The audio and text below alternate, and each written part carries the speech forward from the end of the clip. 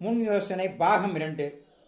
கிணற்றின் அருகில் நரி பார்த்தவுடன் அந்த நரி உள்ளே என்ன செய்கிறீர்கள் என்று கேட்டது. நான் இப்போது சொர்க்கத்தில் இருக்கிறேன், அருமையான இடம், இங்கு சாப்பிடுவதற்கு ஆடு கோழி மீனெல்லாம் தருகிறார்கள் என்றது நரி. உடனே ஓநாய் சற்றும் யோசிக்காமல் கயிற்றின் மறுமுனையில் கட்டப்பட்டிருந்த வாளிக்குள் குதித்தது. அந்த வாளி சரசரவென்று கிணற்றின் உள்ளே போயிற்று. அப்போது நரி அமர்ந்திருந்த வாளி மேலே வந்தது. நரி மேலே வரும்போது பாதி வழியில் ஓநாயை பார்த்தது.